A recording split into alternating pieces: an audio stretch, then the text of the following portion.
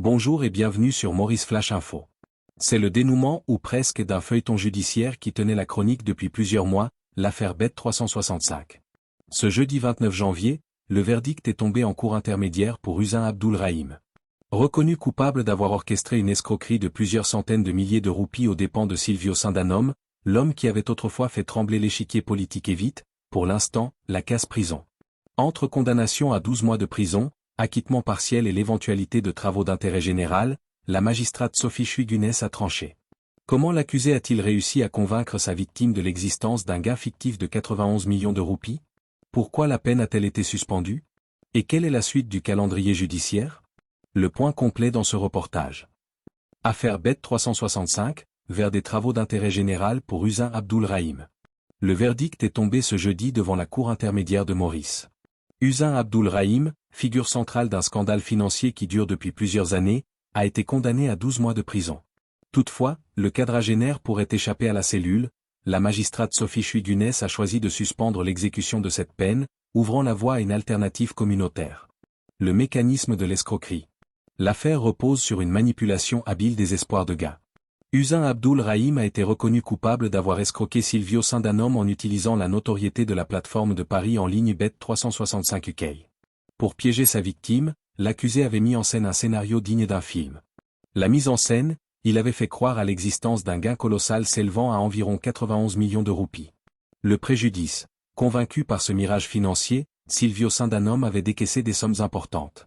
Si la plainte initiale faisait état d'une perte de Rs 935 000, le contre-interrogatoire mené par la défense a permis de rectifier ce montant.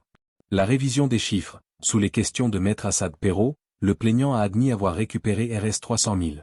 En conséquence, la Cour a officiellement fixé le montant de l'escroquerie à Rs 635 000. Un verdict nuancé, entre condamnation et acquittement. Le parcours judiciaire de Rahim ce jeudi était double. S'il a été reconnu coupable dans le volet Sandanom, il a en revanche obtenu gain de cause dans une seconde affaire. Son ex-compagne l'accusait également d'escroquerie pour un montant de Rs 500 000. Faute de preuves suffisantes ou d'éléments probants, il a été acquitté de cette seconde charge. La stratégie de la défense porte ses fruits. Lors de ses plaidoiries, Maître Assad Perrault avait insisté sur la nécessité d'une non-custodiale sentence, une peine non privative de liberté. Un argument qui semble avoir trouvé écho auprès de la magistrate.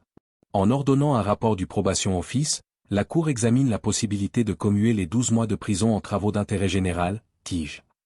Cette procédure standard permet d'évaluer si le profil du condamné est compatible avec un service à la communauté plutôt qu'une incarcération. Prochaines étapes clés. La liberté de Hüseyin Abdulrahim reste en suspens pour quelques jours encore.